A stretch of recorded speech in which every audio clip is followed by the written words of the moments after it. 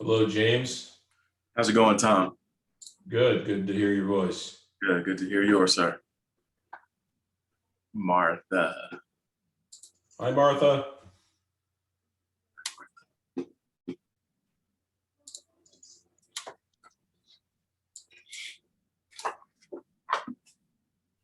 Tom Lang, I tried to call you and I must have your wrong number.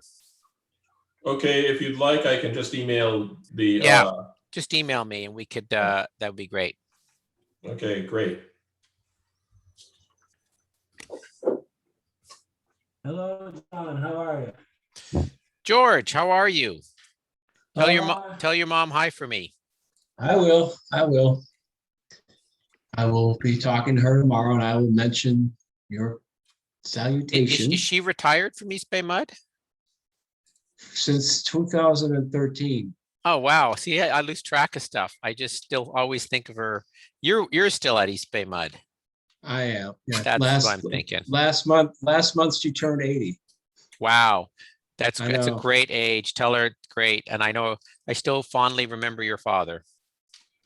Yeah, thank you for that. You know, he always thought very highly of you, John. So I always thank you enjoyed for talking that. to him. I know he, with his Boston accent and working, you know, I guess he worked for a state legislator in Massachusetts, as I remember. Yes, he did. Yeah, he got involved in politics out here, and I think you probably remember the man that he was friends with, Bert Coffey. So Yes, I remember Bert. His son yeah. Colin is on the Park District Board. Yep. Yes, I know this. So yeah, that's good. Good chatting with you, Mr. Joe. Well, I'm looking forward when we can all visit in person, and I can see Harry Weiner there, right? Hi, you like to say everybody. Wiener and Weiner. That's what I like to do to you. We give you that Wiener and Weiner. It all comes down to the same funny name. It doesn't matter how you mispronounce it. Just like Goya. Yeah. No, I think that is different. Yes. Yeah, you'd be surprised. We hear some awfully interesting pronunciations of it. From Vienna. Oh, and Melinda, can you tell me your Yes. event? We wanted to help publicize, and I was try to. When is your event? Well, it already happened. It happened on Sunday. Oh, I missed it. But the huge news is we have a building permit. Yes. So, so your event was Sunday. Is there like it? But isn't there some in-person thing coming up, or was that Sunday?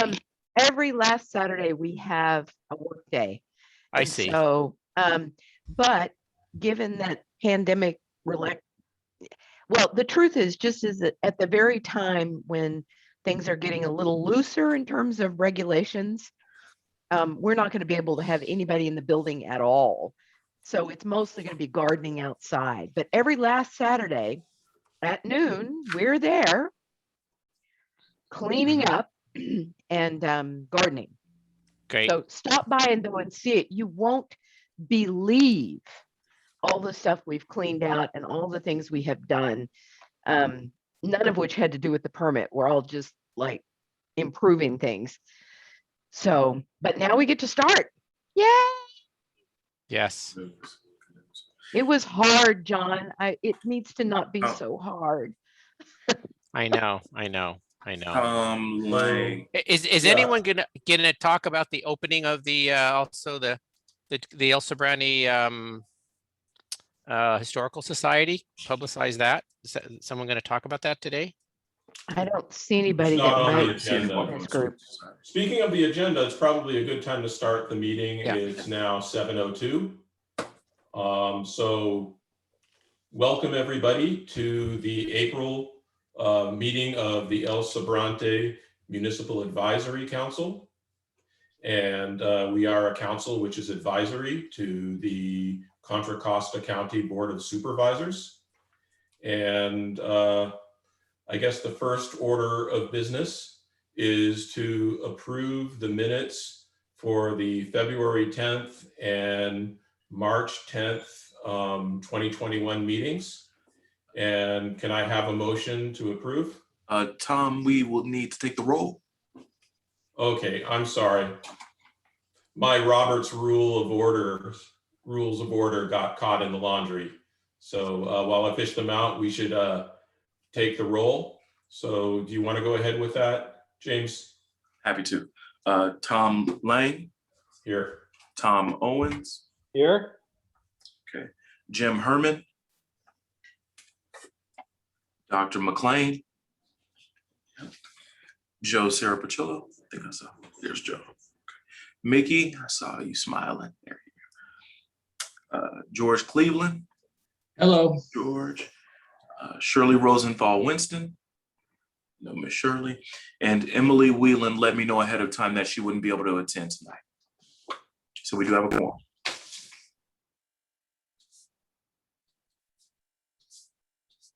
Okay, so we have roll call. So do I have a motion to approve the minutes of the meetings from February and March?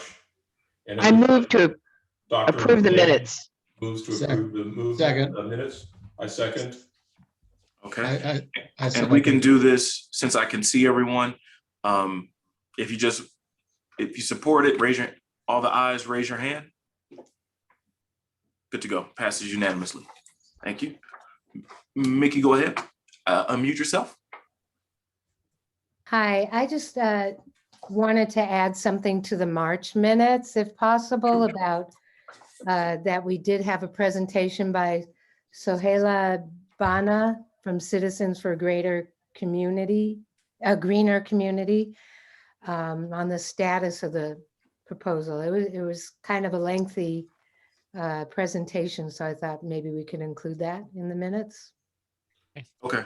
I can would extend that. move Thank to you, Mickey. amend, I would move to rescind the previous approval and amend the minutes to reflect that Sohela Bana made a presentation, not on behalf of Greener El Sobrante, but on behalf of the 94803 Preparedness Alliance. So that'll go in the oh, I'm sorry. Go ahead with your motion. Well, that was done. I'm done. Okay. So is there a second for the amended motion? I'll second it. Second. Okay. So And we you know, got, what we could do, James, is we can just revise the minutes that are posted and just add that as something about that. yes, sir. Yes, sir. And Mickey, for it'll go in the discussion section. That's where she made the presentation in the discussion section. So that's where I'll include it in the minutes. Thank you. Okay. All right. Thank you, everyone. Okay, so the next item, James, do you have a treasurer's report? $3,000. $3,000, thank you. So we'll move next to our first of scheduled presentations. So after each presentation, there's a chance for council members and people in the audience to ask questions. We ask that you keep those to a minute or less each. So Supervisor Joya, why don't you go ahead with your county and COVID update? So I know you'd wanted a health update, so I'm prepared to give that. Before I do, I will say that yesterday we had the opening of the new Station 70, San Pablo County, San Pablo Fire Station, state-of-the-art new station. As you know, it also does serve El Sobrante. We have auto aid in effect with Richmond as well. It's a beautiful station on the corner of Market and 23rd Street. So, you know, the two county stations, fire stations out here in West County are the station on Appian Way in El Sobrante, and then the station in San Pablo. So I just wanted to note that. And John, I want to hop in real quick. Everyone, we are recording tonight's meeting. Excuse me. Great. Yes, the station is gorgeous. It's really, and it's named after, it is named after the two firefighters who died in the fire in 2007 in Montalvan Manor. So in fact, I was just pulling up, hold on, we did post something about that. We posted, if you want to look at our Facebook, we put a video of some of the ceremony. And it's, as I say, both Captain Matt Burton and Engineer Scott Desmond, who were the two firefighters who died trying to rescue two elderly adults in a Montalvan Manor fire in 2007 out of Station 70. And this fire station is named after them. So the next, here's something I don't normally do. I poured a glass of wine that I'm going to drink because El Sobrante has the highest percent of people vaccinated in Contra Costa County 80% of El Sobrante residents have their first dose. And 51% have their second dose. Just to let you know, in the county, 60% have their first dose countywide, 80% in El Sobrante. Countywide, 36% have been fully vaccinated. These are people 16 and over, 51% in El Sobrante. So just thought you should know that. And that's reason for me to, I think something I normally everyone don't do. I'm should going to drink this glass unmute. of wine. Everyone should unmute and yell for a moment. Yeah. Yay! Okay. Hopefully we'll have wine at the El Sobrante Library meetings too. So I thought that is good news. About over 500,000 people in the county have gotten their first dose, and about 334,000 are fully vaccinated. The goal is to get 1 million doses by the end of May, and I think we're on track to do that. We are opening, you don't have to go into the details, our website has it all, opening a lot more locations. A lot of these are pop-up mobile sites. We're starting walk-up mobile clinics at the Veterans Hall in Richmond tomorrow. Richmond Auditorium has some pop-up, I should say pop-up, walk-in. So, and starting today, there is a new system online where you don't request an appointment, but you can get online and actually make the appointment. So things are getting better in that regard. And a lot of the reason for that is that, you know, Contra Costa is one of only about 15 counties out of 58 in the state that has its own hospital and clinic system. And even those that have their own hospital and clinics, not all of them are what are called federally qualified health centers. So our 11 health clinics, including the 2 in West County in San Pablo and North Richmond, are federally qualified health centers. And that makes us eligible to get doses directly from the federal government.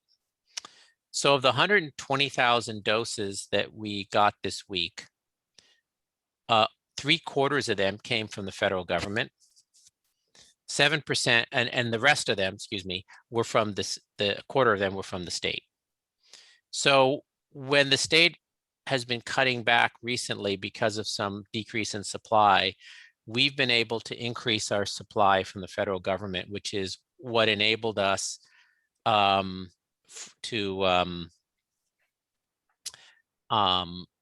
be the first county in the state to, as you remember, to open up vaccinations for everybody 16 and over, which we did a few weeks ago. The Johnson & Johnson issue, you know, there's a lot of debate about that and whether the CDC, you know, given the very few number of cases of reaction from the vaccine, whether indeed they should have put a pause, but they did. So everyone is now not using the Johnson & Johnson vaccine, which accounted for about 7% of our doses. So not much. So it hasn't impacted us much. So we'll see when that becomes available again. You know, there were some blood clot issues related to a handful of people who came down with some blood clots. I see Marilyn asked a question, is that number I gave about the percent for El Sobrante and 94803? You know, that's a good question because it originally was El Sobrante. I think it still is because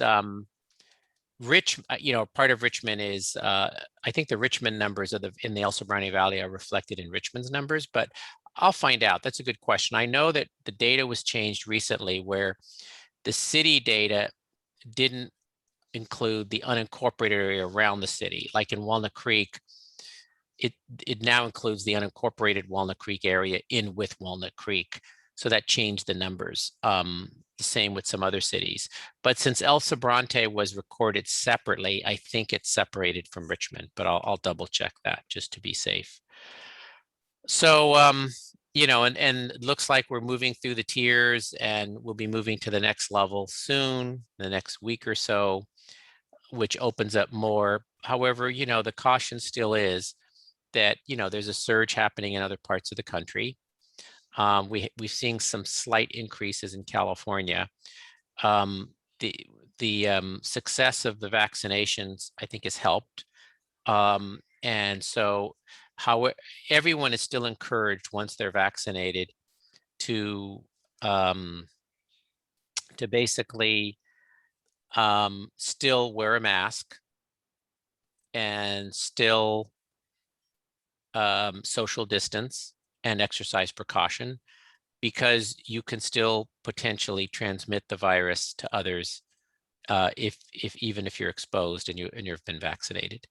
So the website has now all the information about, you know, how to get appointments, how to you can make appointments for anywhere in the county. There's a lot more sites available, and we've been focusing on hard-hit communities. We've been doing a number of vaccination clinics at churches in Richmond and San Pablo, especially in the African American and Latinx communities.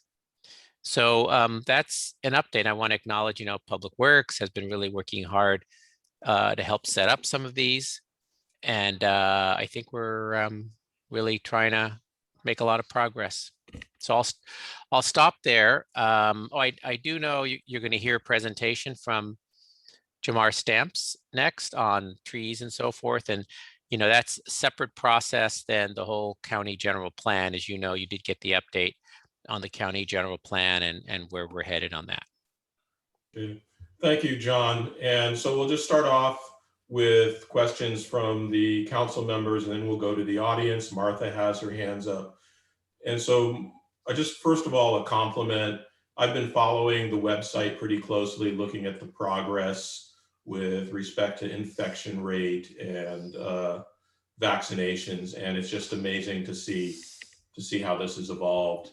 And one piece of data that just made me really happy was knowing that 97% of people 75 and older are now covered, you know, now got their vaccination. Something like 90% of 65 and older. And that just has such an impact on kind of the mayhem that COVID causes. So, you know, just congratulations to the county and everybody who supported that effort. So you were mentioning that we might change tier levels again in the not so distant future. But it seems to me that, for example, our infection rate has to be something like 5 per day or 2 per day per 100,000 to go to yellow, and it's now at 5.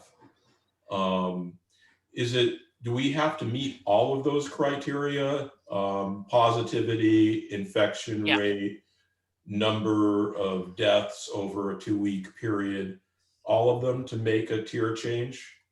Well, good question. Or is it somewhat, is it nuanced? What's happened is the state has issued some new guidelines. I have to pull them up. I may not have them in front of me. I don't remember all the details. What they're doing is they are relaxing those standards once a higher number of vaccinations have occurred in the hardest impact parts of the state. So in those zip codes and census tracts around the state, where I don't know if I have that here, where, you know, for example, we moved into the current tier earlier than we would have because there were 4 million vaccinations in the hardest hit parts of the state. So the state is lowering those standards once these statewide numbers are reached. So we are close to reaching the next threshold. If I can pull it up, I may not have it here. You know, I'm trying to see here. Once a certain number of vaccinations are administered in these hard hit communities, the standards needed to move into the next tier become relaxed. So that's why it's happening sooner.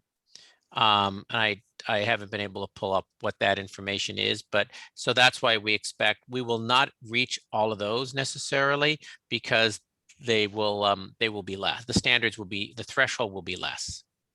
Okay. Thank you. Do we have any additional questions from the council? Mickey? Yeah, are those statistics that you cited about the vaccinations publicly available? And Yeah, if you just Google Contra Costa and vaccine, it'll show up on our website. It's a vaccine dashboard, and all of it has the breakdown by city of partially vaccinated, fully vaccinated, the population. So yeah, it's all of this is public.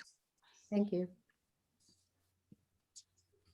Okay, do we have any further questions from the, Melinda, do you have a question? Okay, Martha, I noted that you had your hands up. Yes, thank you. I just wondered when the people 15 years and under get a vaccination for free. Yeah. So the there is currently no vaccine approved for those under 16. Oh. It's working its way through the process, and it's believed that the FDA will approve a vaccine for those under 16 down to some age, probably by fall. So I think we'll be seeing that in the fall sometime. We'll be seeing that in the fall. Yeah, thank you. My grandson is 15. Yes, yeah. So hopefully in the fall. And then I know there was the question on the ban on the rent increase and eviction through June 30th. I know there is now also a rental relief program. We received a fair amount of money from the federal government and the state, and we've set up a program through the state for landlords and tenants to access that funding. And that's on the county's website as well. And the ban on rent on evictions, as well as the rent freeze, which are in effect through end of June. You know, what happens will depend upon where we are in June. Okay. Thank you. We did pass an ordinance countywide, an emergency ordinance, to limit the delivery fees of third-party entities delivering meals from restaurants, because they were charging restaurants a high amount, like the Grubhub and DoorDash, and we wanted to really help our local restaurants, so we limited those fees. Okay, thank you. Are there further questions for Supervisor Joya regarding the county and the COVID report? So going. All right. Thank you so much, John, Sure. for the presentation. And next on the agenda is a presentation by Jamar Stamps, who's the Principal Planner in Conservation and Development, and he will discuss the update of the county's tree ordinance. Thank you, Chair Lang. Again, my name is Jamar Stamps, Principal Planner with the County Department of Conservation and Development. I also want to thank Supervisor Joya and James for scheduling this on the agenda tonight, and the rest of the council members for a little bit of time to present this item and hopefully receive some feedback from you tonight. I do have a presentation. James, would it be all right if I shared my screen? Go right ahead. Thank you.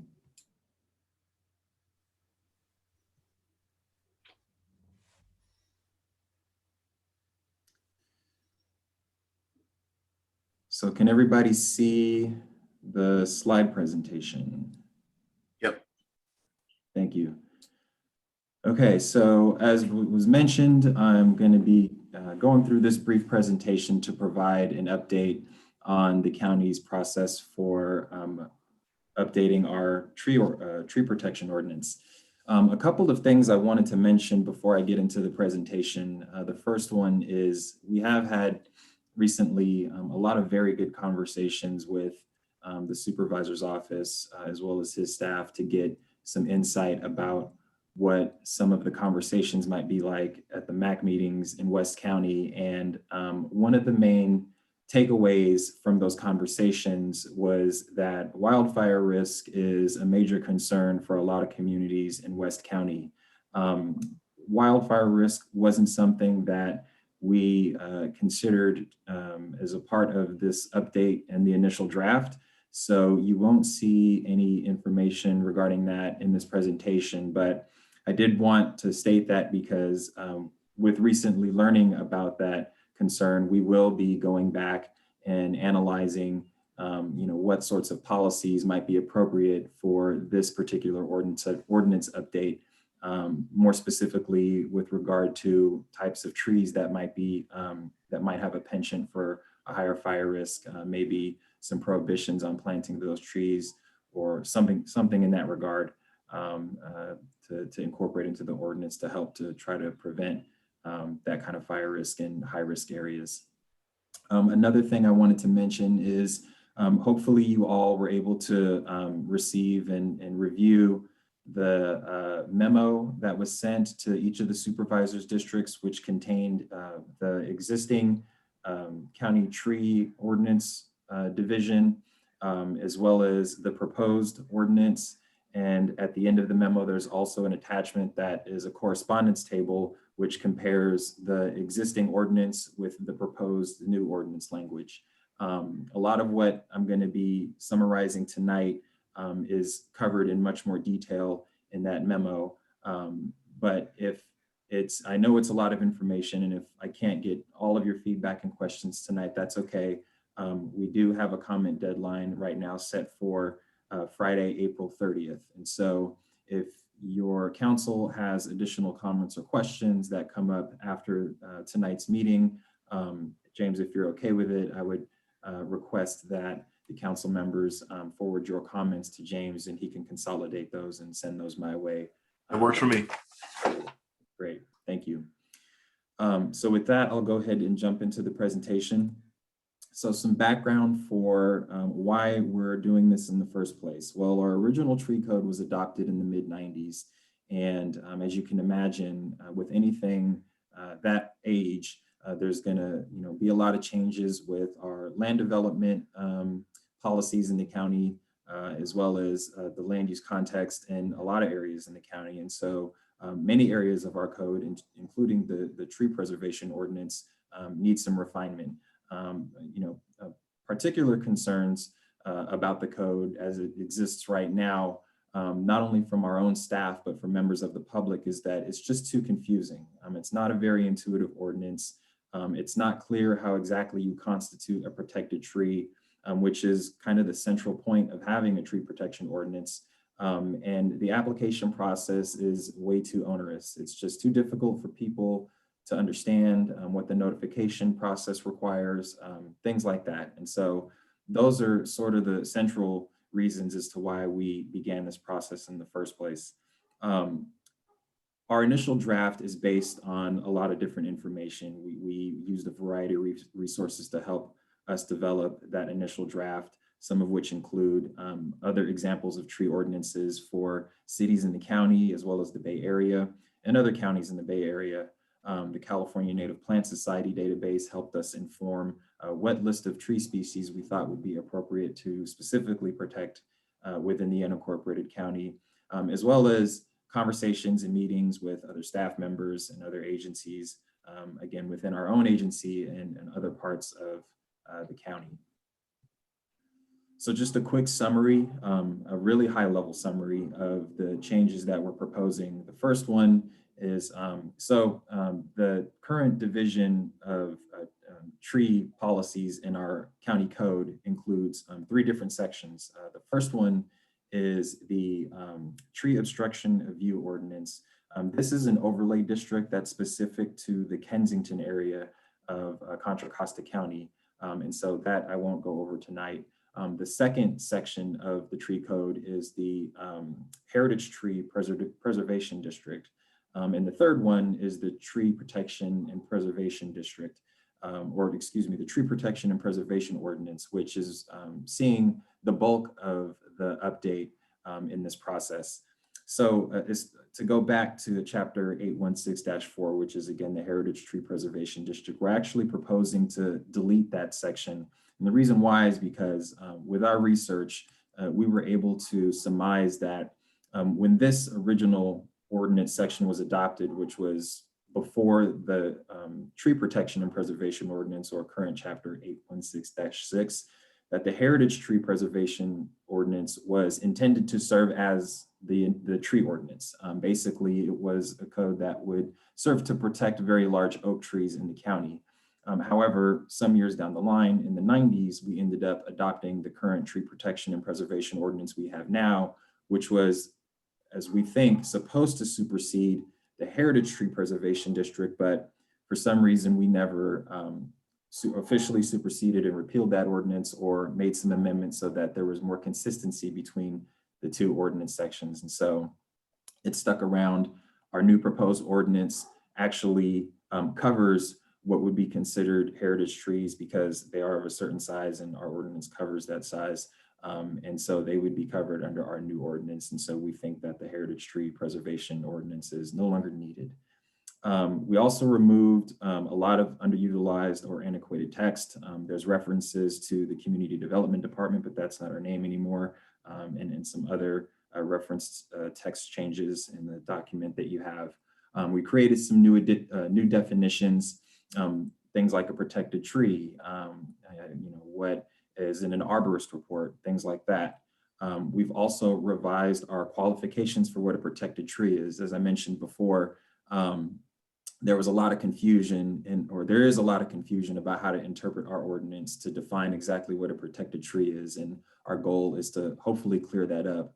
And then we also wanted to update and simplify our permit and notification process. And I'll go into a little more detail about that in a moment.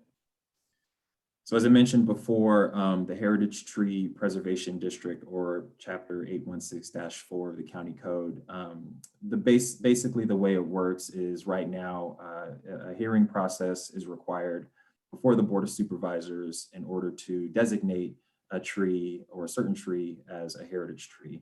But like I mentioned before, these trees could simply be considered protected trees without the official Board of Supervisors approval process. They would simply just be protected under our code. The existing heritage trees, however, within the county would remain. The removal of this code section would not repeal the official designation of existing heritage trees. As I mentioned before, we refined some of our definitions, even removed and changed some. Arborist report was one that I already mentioned, tree removal and what those requirements are. Instead of just defining what tree removal is, we're actually outlining the process of what tree removal is supposed to look like, including adding findings for the tree removal as well. Some minor editorial changes like removing internal references. And then we also added some new qualifications and some new language for what a designated heritage tree is. Again, migrating that over into our new tree protection and preservation ordinance instead of it living on its own. So what qualifies as a protected tree under the proposed ordinance? A tree that has a minimum circumference of 48 inches or larger. It was previously 26 inches in our tree code. Removed, again, confusing location language, which was also what helped qualify a protected tree in our current ordinance. If the tree is in a riparian area, a foothill, woodland, or oak savanna, which we don't have definitions for, and there aren't definitions or maps for those areas in our general plan, which adds to the confusion for somebody who might be trying to figure out what a protected tree is. And if they're in a stand of 4 or more, just a lot of these subjective criteria are being removed from the ordinance in order to streamline and simplify it. And so we came up with some proposed language that helps simplify the definition of a protected tree. And this is consistent with what we've seen in other tree codes in other agencies. And also we reduced the list of tree species to remove what are basically considered shrubs. We had some tree species in the original ordinance that fit more of like the shrub or bush definition. and also focused on native tree species. But like I mentioned in the beginning, this is something that we're going to have to take a closer look at because we want to make sure that we're not recommending or we're not supporting the establishment of trees that might be considered a high fire risk in the high fire risk areas of the county. So we're going to definitely revisit that section as well as other sections of the proposed code. I mentioned earlier that we are looking at updating the permit and notification process. We have a desire to want to make the notification process for the tree permit program similar to what we do with other more ministerial permits that are ministerial in the beginning or can be ministerial or administrative if a hearing isn't requested. And right now we have a model for that in our variance process and our small lot review process. And so the idea now is to try to adapt those processes so that they fit with the tree permit process. We also include now required findings and evaluation factors that make it much more clear and distinct on what goes into the process of determining if whether or not a protected tree can or should be removed. We are also formalizing our tree replacement requirements. And what that means is basically if a developer decides to remove a tree or a certain number of trees, we want to be able to tell that, point to a section in our code for that developer about what exactly the tree replacement ratio would need to be for the amount of trees that they removed. And then lastly, in years past, we've had issues with folks that or developers that wanted to remove trees from a vacant lot and would insist that it's tied to a future development project, but that development never happens and the lot just ends up being clear cut. And so now we're providing, we're offering a provision in our code that would mandate that a tree removal permit connected to a development application would only be authorized. The tree removal permit would only be authorized after the building permit was issued. And that concludes my presentation. Again, thank you for the time and I look forward to any feedback from the council.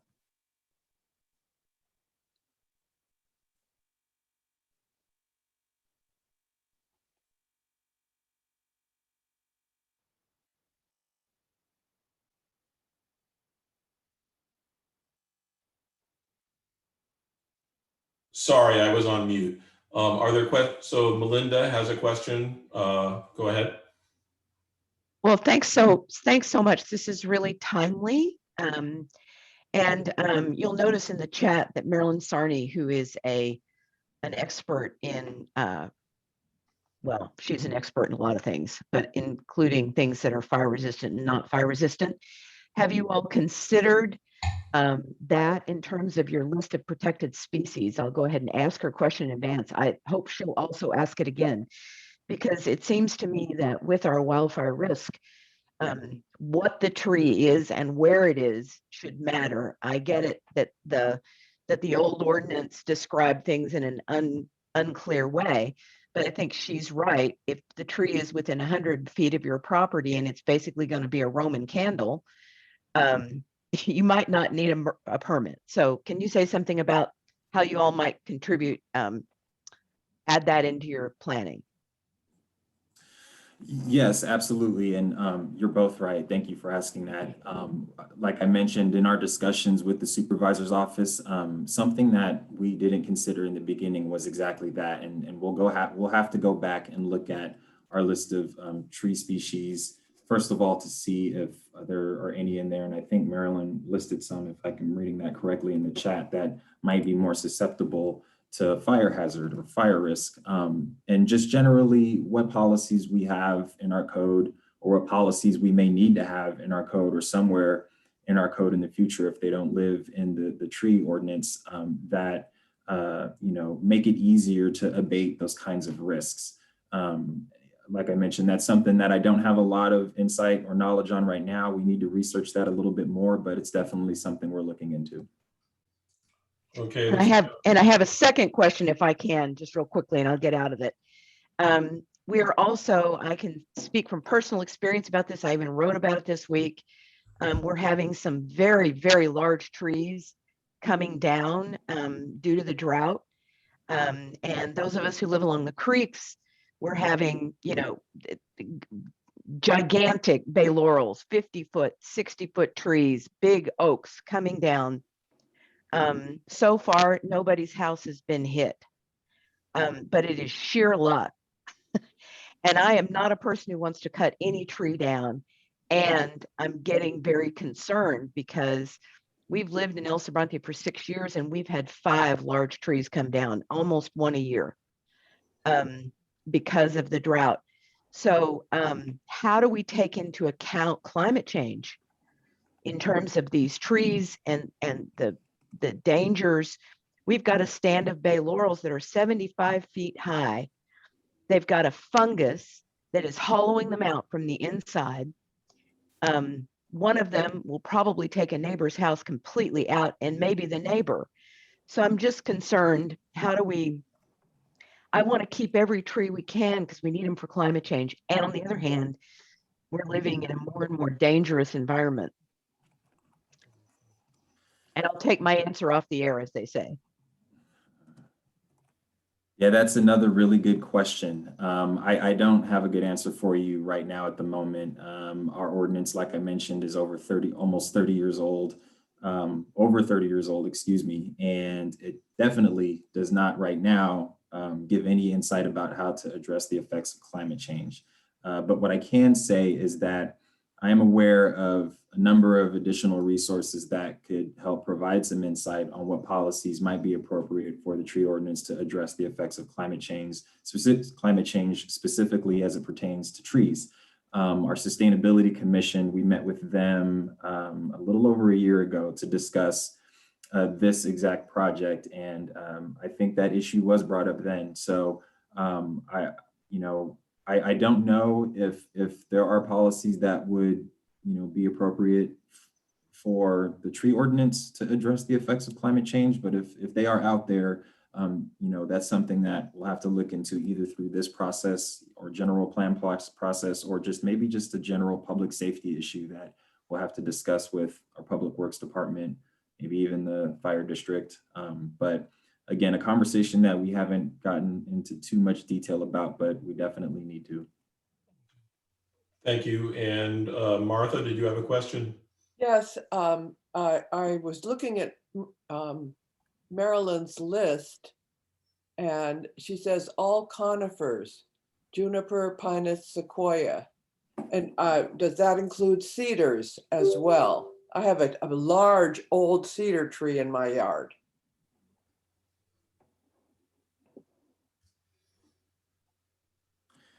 Was that question? Oh, you mean you're asking me? Cedars, incense cedars are native, but they're not native right here. They're gold rush country, and they're like 2,000 feet elevation. They're actually elevation marker species. But that's probably why it's not on their list. CNPS probably would say that's not native to this particular area, but it is actually a very dangerous tree, and it's known for being very brittle and coming apart. It's not very long lives.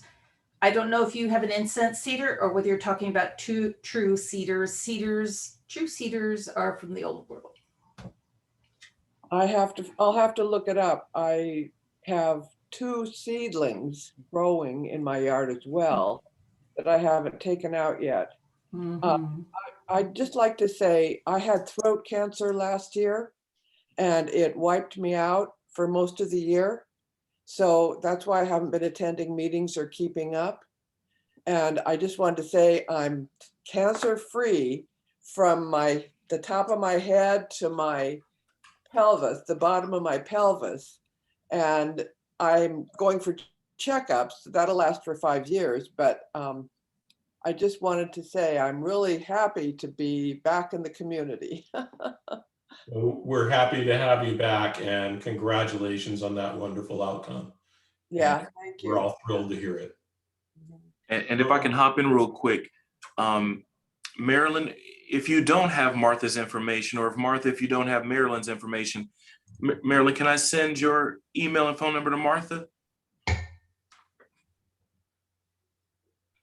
I'll put it in chat right now. It's much easier. Thank you. Thank Are you. there any, if there were no further, are there any further questions for Jamar? Mr. Chair, there are some questions in the chat. I can run down that list if you guys are, if you want. Okay, Please, how thank are we you. doing for time, James? We're good to go. Okay, so go ahead. That's a great idea, Jamar. Go ahead and go through the questions in the chat. Sure, thank you, Marilyn, for that list. James, I'm sorry to try to impose on you again, but for the comments in the chat, is there a way to get those sent over to me? I can't select and copy them for some reason. Okay, thank you. Yep. I'll get a copy of the chat at the end of our meeting, and I can copy and send the questions to you. That would be great. Thank you very much. Okay. Mr. Conrad asks, how does a tree circumference translate into diameter? I believe, I'm not the greatest mathematician, but 48 inches or larger, or 48 inches in circumference roughly translates to about 18, I think 18 inches. I can double check that and get back. Oh, Marilyn answered it. I'm sorry, 15 inches. Maybe I need to read faster. Let's see. I think that was Maybe it. y'all need to hire Marilyn to help you with some of this. Yeah, it's a great idea. No, but that's, I think, the purpose, just generally speaking, of this entire process and why we're meeting with the advisory councils throughout the county is because I am by no means a tree expert. I'm not an arborist. I'm just a policy person. And so, you know, our goal is to talk to the experts, and it sounds like you have one, at least one on your council. And so this is great. This is achieving our goal. Okay. Well, thank you very much for your presentation. And this is a really important topic. I think, as you may have gathered, one of the main concerns of our community, our forested sort of hillside community, is fire risk. And anything we do with respect to fleshing out this tree ordinance is going to have a lot of relevance to that. So thank you. And, you know, we'd like to keep in touch with you through James and make sure we hear about updates to your work. So thank you very much. And Marilyn has a comment. Just a quick one. We have a new pathogen outbreak that is rapidly moving through and killing entire forests in like a year and a half. And the drought seems to be a factor as well in weakening the trees. So they're subject to this. For those of you who drive on 80, just look over at Albany Hill on your way back here. I would like to say that that is going to have to play a role, perhaps within your climate change script that you're going to have to add that says that amendments can be made to accommodate sudden disease outbreaks due to changing climate conditions. But I really think you may need to bring that. I put the link in the Bay Nature wrote a very good article, but this is a really fast killer. It's faster than SODS, sudden oak death syndrome. So it's gonna it's first here on this side of the county, but it's going to spread. And so I just think it's something that people are gonna have to take into account. There may have to be isolation zones made up of especially to save riparian areas. You may have to create breaks so the disease isn't traveling through. And I just want to bring this up as one of those complications that needs to be kind of thrown into the mix. Thank you for your comment, Marilyn. And I think if it's okay, we can go on to the next item on the agenda. Thank you again, Jamar. That was a really interesting and informative presentation. Thank you. Thank you, Jamar. I'll be in contact. Okay. Our next agenda item is the presentation from the Bay Station, and it looks like Sergeant Root will be representing the Sheriff's Office. Thank you for having me tonight. Let's have a couple things to go over. It's the stats for the month. Everybody hear me okay? Perfect. Thank you. Okay. For the month of March, for the El Sobrante area, the sheriff's office responded to 704 calls for service. And that's everything from vehicles to 911 calls to your violent crimes. As for select crimes, which are mainly your violent crimes, those have risen over the last 3 months. I think you all are probably aware we just had another homicide in El Sobrante. Those types of calls are rising. The thefts have been rising. And in general, the abandoned cars, we're trying to catch up on those and get all of those towed out of the communities. I know that my team has been active on towing cars that are expired above the 6-month period, or they look like they're junked or abandoned or they're stolen. We've been towing all of those out of the communities also. As far as the thefts, the catalytic converter thefts, or those types of crimes are rising also in the communities. So for those of you that live in the areas where it's dark, at nighttime, there's no street lamps, be aware that if you do own like the Toyota Prius type vehicles, they are a hot item right now for stealing the catalytic converters.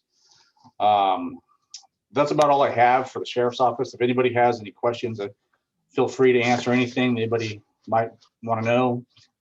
Anything that's going on in the community that you know about that we may not know about, I would like to hear it so that we can try and address those issues also. Thank you so much. Are there questions for the Sheriff's Department?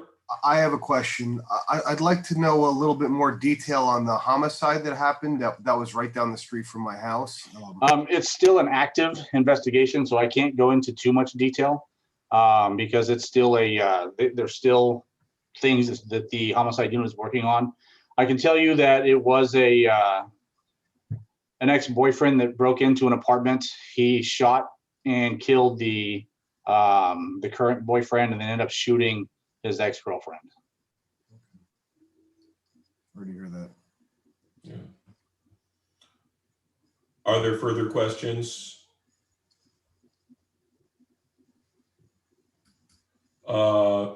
Melinda? We've had multiple thefts at our site of every kind of wire and piece of metal anyone can find. Yeah. I mean, they have taken anything apart you can take apart. And a friend of mine who's a pastor at the Orinda Community Church, and I recognize that's kind of obviously out of El Sobrante, but not out of the county. Yeah. They actually had thieves break into the church and steal their handbells. Yes. So I'm just curious, is anybody really looking at this metal thievery thing? I mean, I don't know what the deal is with the metal. I didn't know metal was so valuable these days, but it seems to be a very disciplined and persistent group of metal thieves. Is anybody working on this? They are. The issue with your metal thefts, like your catalytic converters, is it's considered like a precious metal that's inside of it. The issue with it is a lot of these recycling companies, there's no laws that prevent them from recycling. And if there is something that restricts certain numbers, they go somewhere else. So a lot of these thieves they'll rip the copper wiring out of houses. They'll steal whatever metal they can find. They're stealing the catalytic converters, but they know which recycling centers they can go to that aren't going to question it. And they just go ahead and they take the metal and they recycle it. The issue with the catalytic converters is most of these thieves know exactly how to do it really fast. So they're able to get in and under a car and out with catalytic converters, some of them in under 2 minutes. So it's very, very quick. It doesn't take very long. By the time somebody calls and reports that they're hearing noises like a saw, by the time the sheriff's office or another agency's dispatched, they're usually gone before we get there. Every now and then our deputies do find them underneath the car and they're arrested, but it doesn't prevent them from going out again and continue to do what they have been doing. I will tell you that we are active in the neighborhoods. The deputies are driving around. They are taking people to jail. Just unfortunately with the laws, a lot of these people are being released shortly after they're being arrested. And they're back out in the community again doing the same exact thing. But don't let that be a discouragement. People should be calling. If there's anything that's brought to your attention about either cars or people that people are seeing in the neighborhoods, it needs to be brought to the attention of the sheriff's office so that we can be made aware and our teams can be looking for them. So just a quick point to that catalytic converter issue.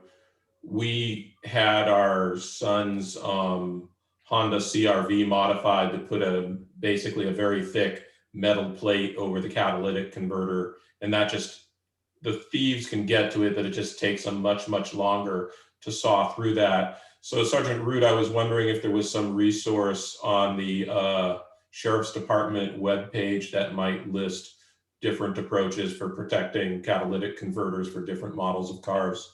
You know, that I don't know. I haven't heard of anything like that.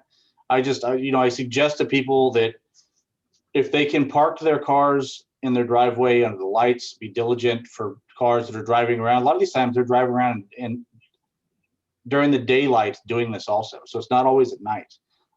People just need to be aware that they're out there. But as far as the resources, to be honest with you, I haven't heard anything about that. Okay, thank you. Christine Mathias has a question. Back to the homicide. What was the location of that homicide in El Sobrante? It was on Appian, near the intersection of La Paloma. There's a set of apartments there that's where it occurred at. Thank you. Mm-hmm. So are there any further questions for the Sheriff's Department? Yeah, I have one more follow-up question Sure. or incident that happened. About a month ago, I have a property, my property is located in El Sobrante, but the property right behind my house is actually Richmond Annex. Yeah. I came out in the morning and I have a cargo container in the Richmond Annex area, which is a large ranch. And two men broke into it. They were inside when I caught them. They acted like they were going to pull a gun. And of course I backed away and let them go on their way. I'm actively working with Captain Wale on the encampment that's happening in that property. Yeah. I would like to get some way to get in a meeting with the Contra Costa Sheriff's Department and Richmond to address this property, since it's been ongoing for years and years and years, and there's a lot of homeless encampments up there, and it would be great to be able to have some coordination between both departments to address the problem with these encampments, since it kind of crosses both lines. Where exactly is it at? It's One Los Arbolos on the La Colina Hill. Yeah. And you know, there's constantly abandoned cars left there. When they were pulling out some abandoned cars a few weeks ago, I guess there were some calls for some violent activity on the top of the hill. So a joint effort is much needed, especially getting into the fire season with people camping out up there. It's a real threat to the hill community, and something that my neighborhood community is really in fear of, the fire danger most of all. Yes. So would I be able to put you guys in contact so we can get a meeting together on that? I could give you my email address, and if you'll send me an email, I'll get you in touch with our station house commander and possibly myself, and we can set up a meeting with Richmond also. We'll figure out a day to do it. I appreciate it. Just let me know if you have something to write with, and I'll give it to you real quick. Can you put it in the chat, or I can give you my information? Let me see. I think I've got your email, so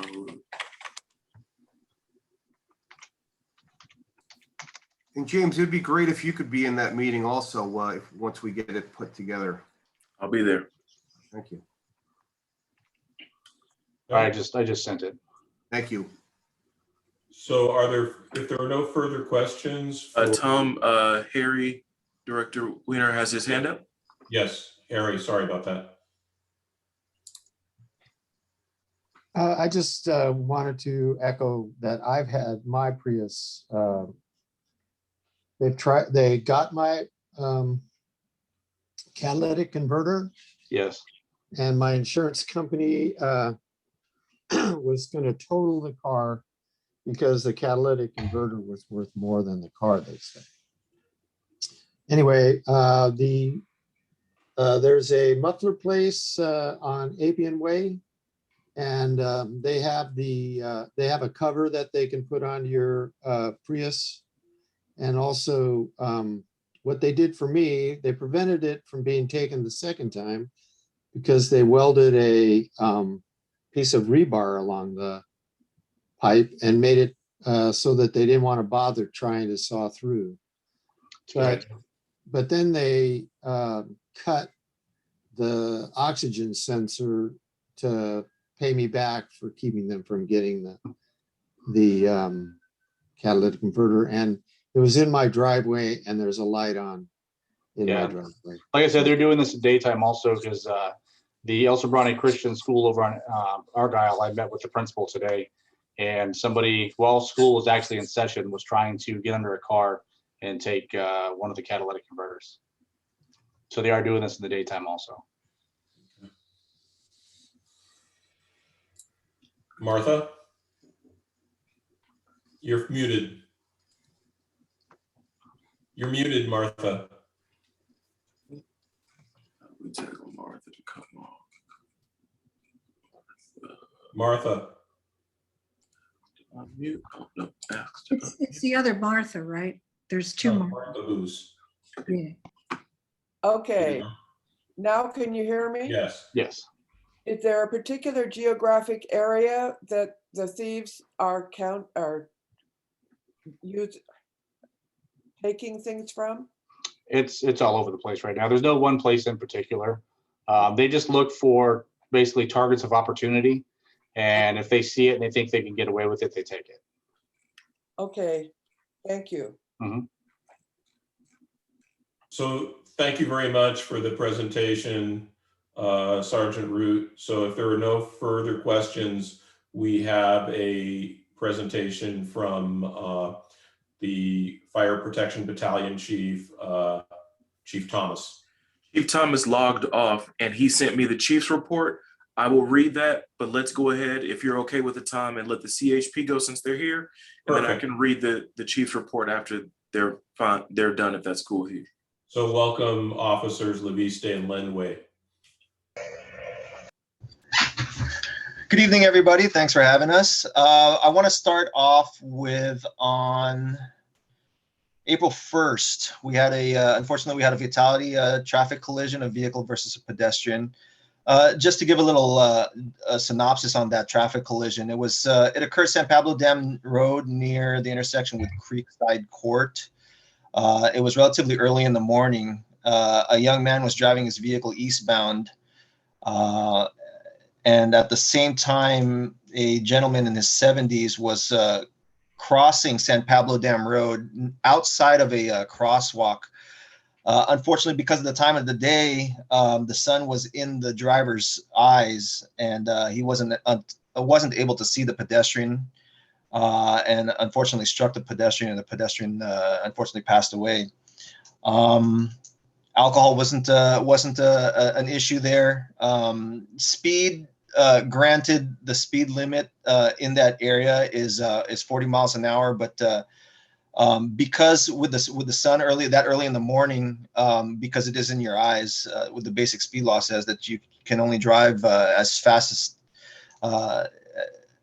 to prevent damage or injury to persons or property. So because the sun was in the driver's eyes, unfortunately, he was found the cause of that collision. But that doesn't negate or eliminate the fact that the pedestrian was outside of the crosswalk, so he was also found to be an associated factor. Other than that, we had some other minor traffic collisions throughout El Sobrante. An issue that was brought to us, we received correspondence from a resident on, is it Balmore Court? I don't know if I pronounced that right. On the 1000 block of Balmore Court. Apparently one of the residents there, one of the juveniles and maybe his friends were having a little fun out there and doing some burnouts and some kind of reckless activities. We did make contact, I believe. It looks like we made contact with the parents of that juvenile and informed them of their son's activities. But unfortunately, it doesn't look like that kind of solved the problem. But we did get vehicle information as far as the vehicles that were driving in a reckless manner, namely a silver Mustang with stripes and a gray Toyota pickup. So we are aware of the situation, and we are making the officers that work that area aware to keep an eye out, especially near that address, to kind of keep a closer eye on those individuals. Thank you. Other than that, just the typical stuff that we always deal with: the speed on Dam Road, speed on Hilltop, and running the stop signs there at Hilltop. Unfortunately, I'm still out on injury, so I'm kind of working with the officers that are kind of filling in for me out there on the west end, and trying to reach out to them and make them aware of these situations, and trying to get them out there to like the Hilltop area, to the San Pablo Dam area. I'm on a motorcycle, so it's a lot easier for me when I do my enforcement. Those are the ones that are filling in for me, not more often than not, they're patrol cars. And doing enforcement, such as speed enforcement on areas like Hilltop, where it's a little bit more, there's not a lot of places to put a patrol car to effectively do enforcement. So I don't know if they've been as effective as I have been. But there are other motor officers that have been filling in also. So they've been trying to make it out there whenever they can. Officer Lenwood, do you have anything else there? Well, just kind of to piggyback, thanks for having us again. I really appreciate being able to talk with you guys. So kind of to piggyback on what Officer Levice said, we are working. I've been asking the guys to work San Pablo Dam and Hilltop. With the help of citizens, we were notified of various abandoned vehicles, like Sergeant Root mentioned, and we're trying to clean those vehicles up out of El Sobrante. We do still have issues with the sideshows. On the 28th of last month, we had a pretty sizable sideshow at the Dead Fish. It seems to be their place of choice. We were able to use a lot of different resources between ground units and air units, and we're able to actually arrest somebody out of that. He fled from the scene. We actually pursued that gentleman all the way into Oakland, where he eventually crashed, and we were able to take him into custody for several charges. And we also impounded his vehicle.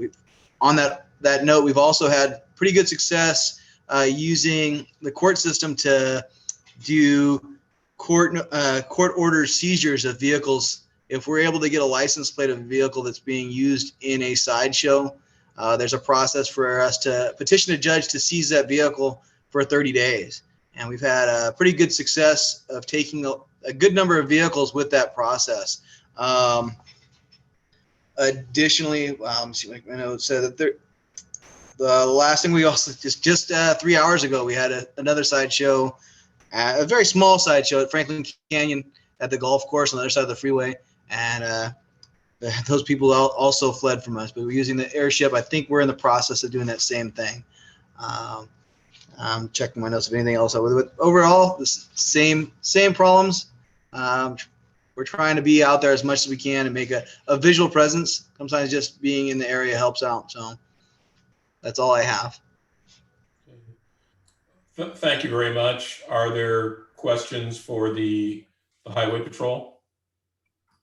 Mickey? Did I see Mickey's hand go? Yeah, thanks. Does the CHB do any enforcement of littering or illegal dumping? Absolutely.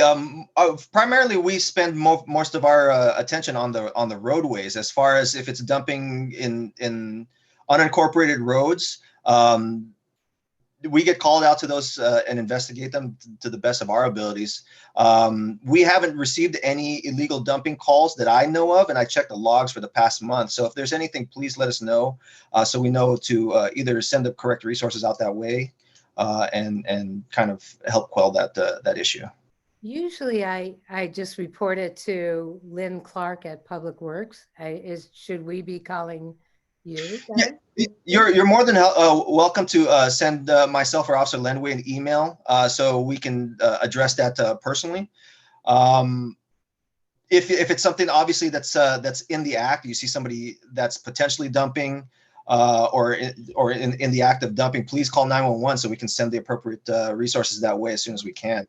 And don't feel shy about calling 911. I mean, though we get calls for a lot less. So, and I take a lot of pride in catching these litterers, because I mean, those are the kind of things that detracts from the beauty of our community here.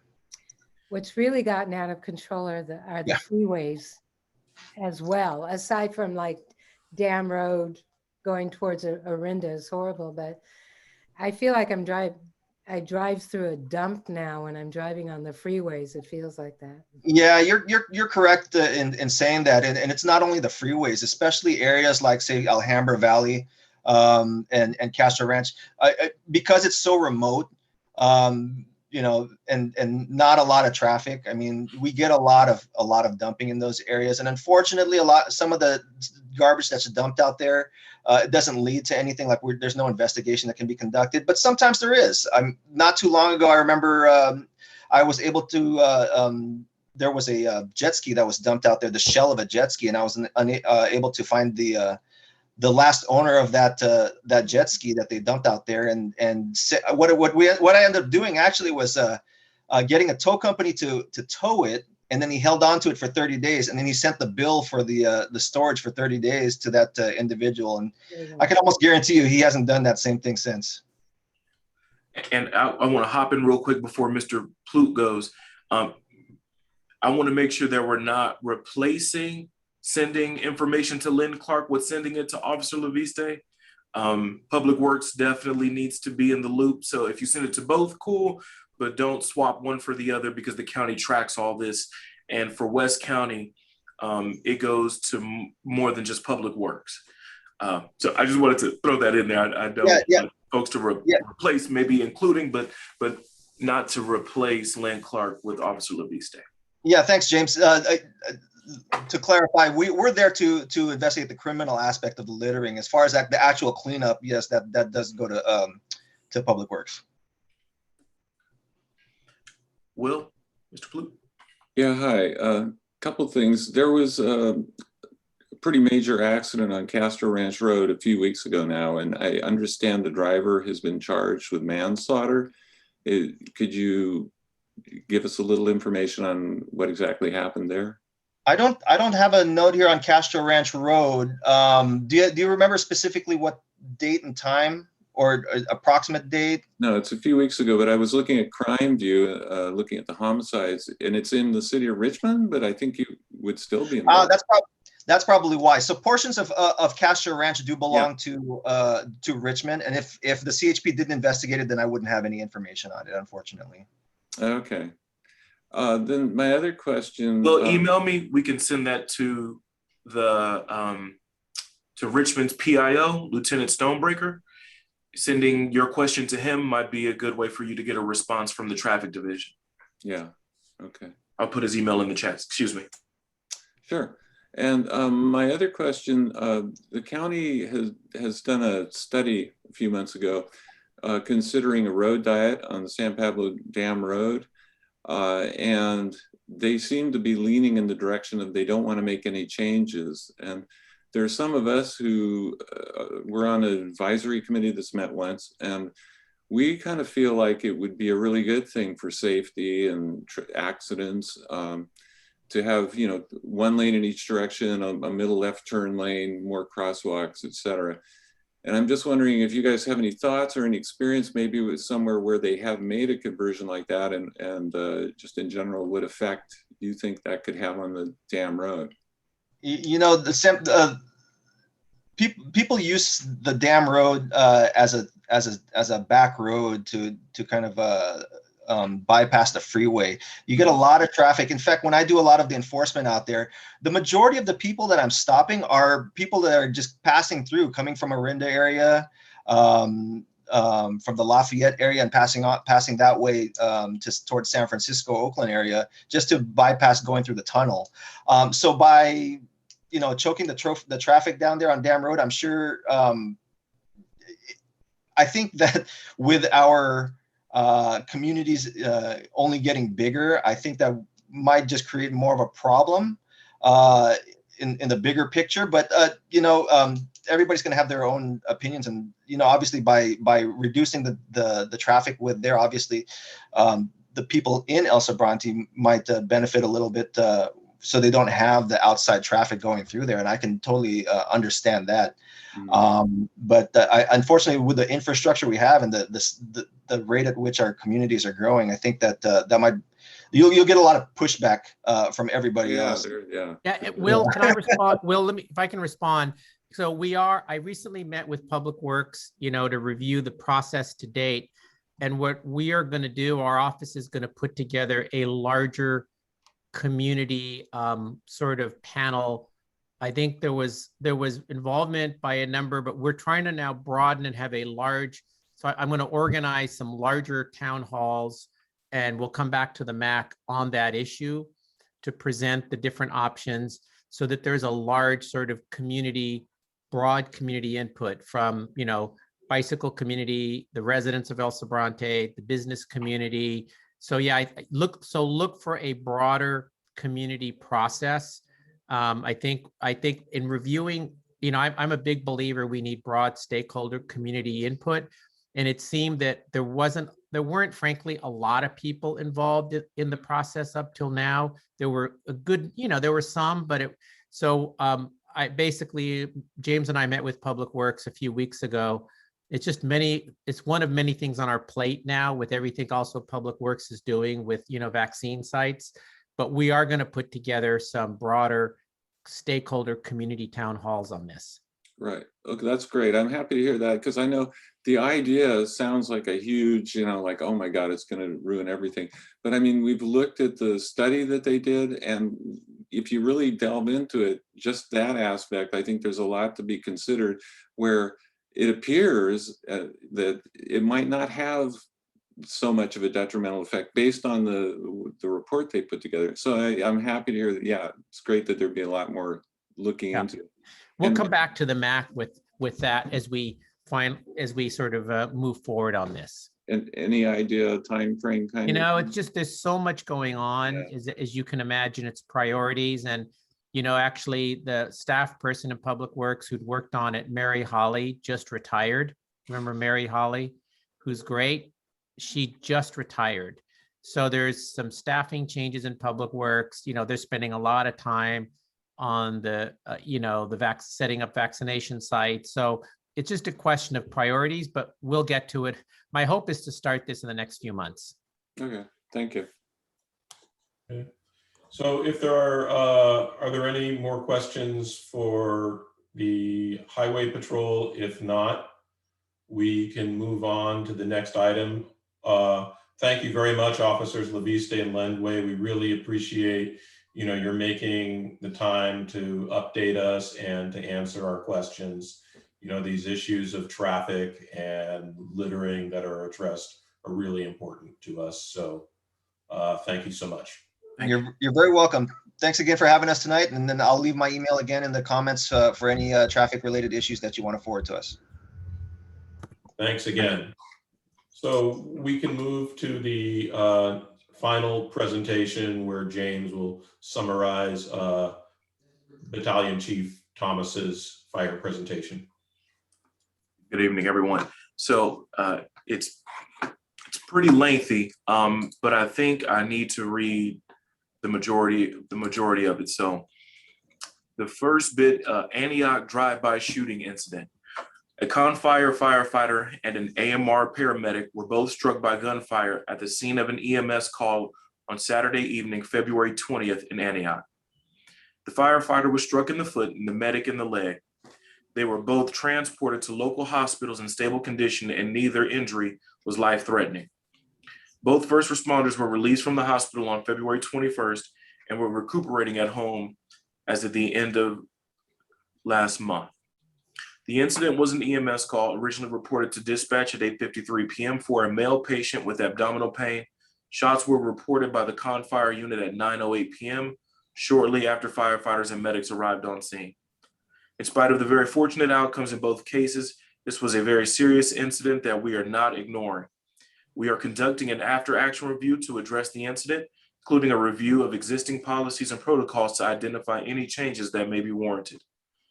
The incident was initially investigated by Antioch Police Department, with the Contra Costa County Sheriff taking the lead investigative role on February 21st. The sheriff announced the suspect had been arrested on Sunday morning in Richmond. The suspect was taken into custody following a pursuit from the scene in Antioch. Suspect has been publicly identified as 26-year-old Darion Williams of Stockton.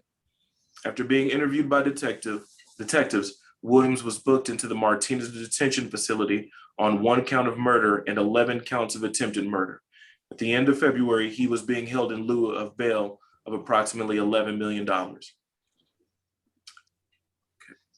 let's see. COVID-19 vaccination update.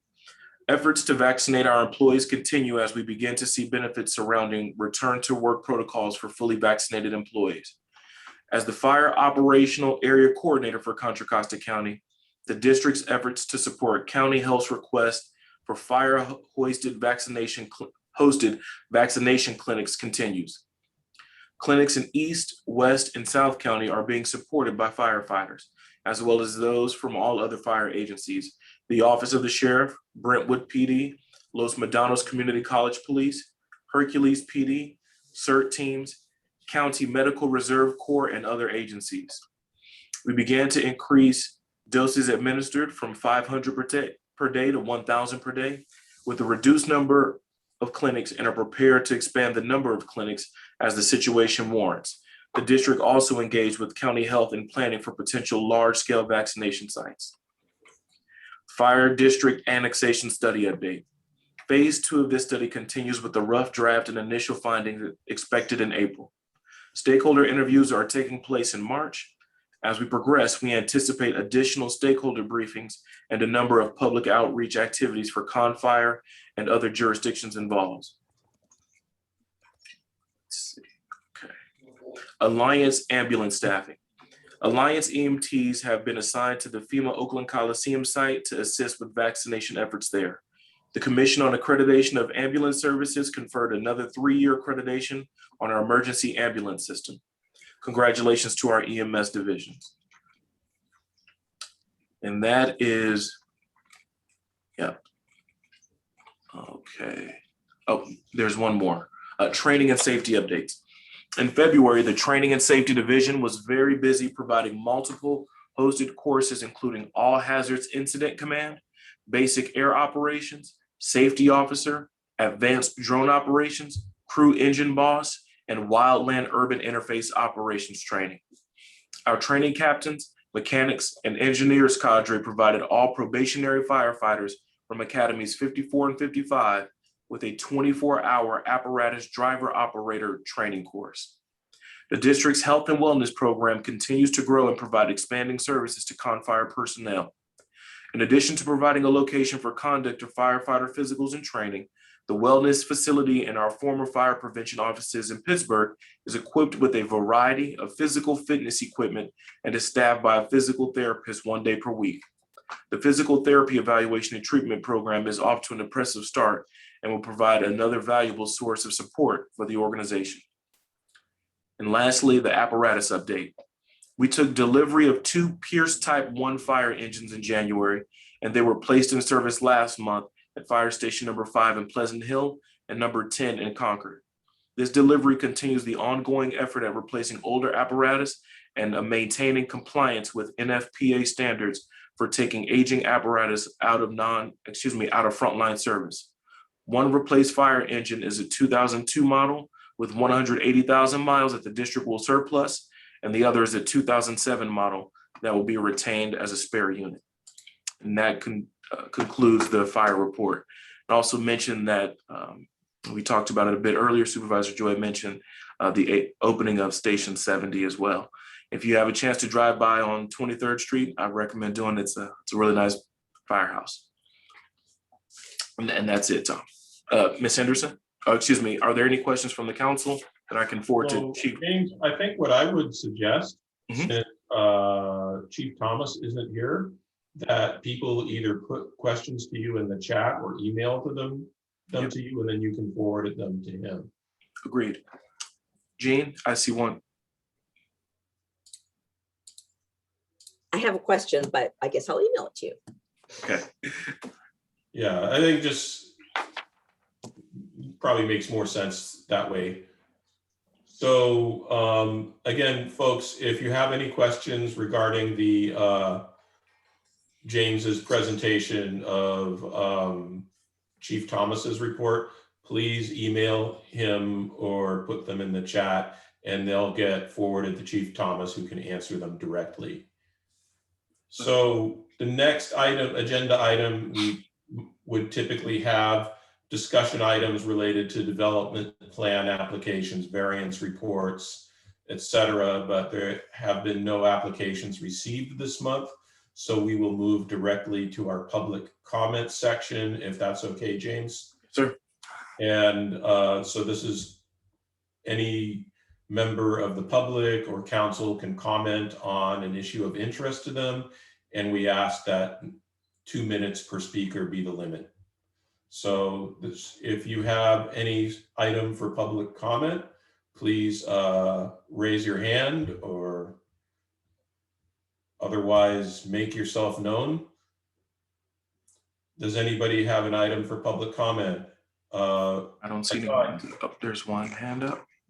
Jacqueline? Hi, my name is Jacqueline, and I'm the alcohol policy coordinator for West Contra Costa. And I shared with James my survey. I'm collecting a survey on marijuana advertisements in West County. I want to get the community's input and hear if that's an issue in our community. Okay. I can share the link in the chat.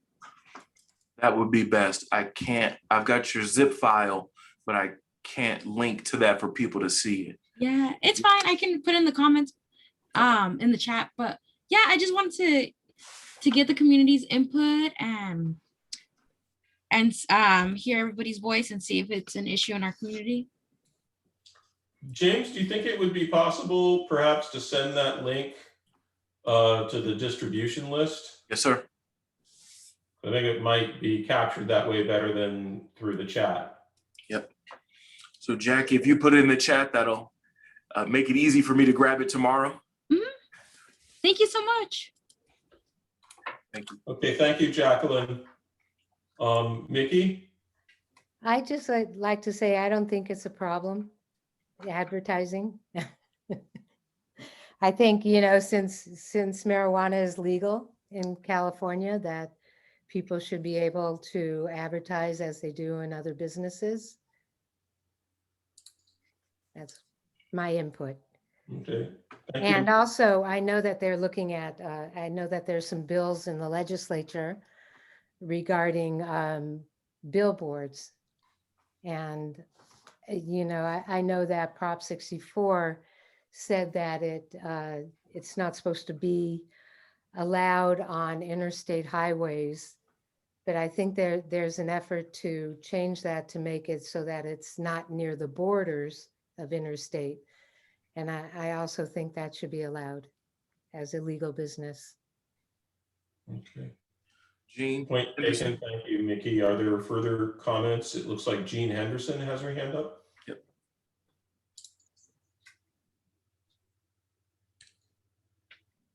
Jean.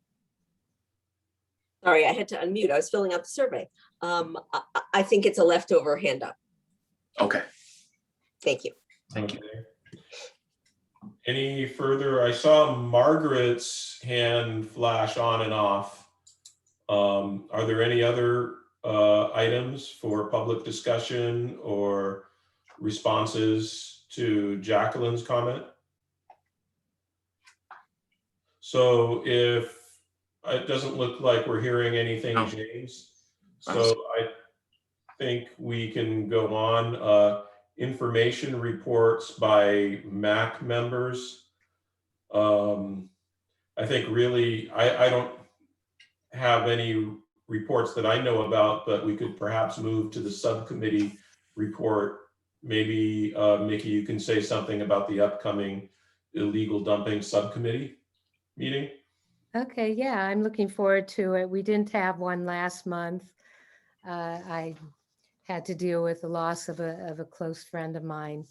So I wasn't able to focus on this, but we do have one scheduled for 2 weeks from tonight, April 28th, and I'm looking forward to bringing in people whoever is interested. We did have a neighborhood cleanup on this last weekend on Saturday from Amend Road along Valley View to Appian Way. Fortunately, it wasn't that in that bad of shape, so that was good.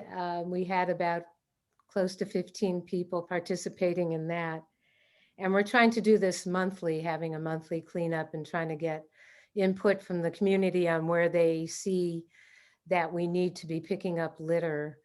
Today, I sent a letter, an email actually, to Deanza High School people. I'm not sure if I sent it to the right people or not, but to see if there's some way that we could bring in the students into participating in litter cleanup, especially around the school, once they come back to school, and take some responsibility or introduce some kind of curriculum into the school to raise the consciousness amongst the young people about this issue, because like we really need to address it.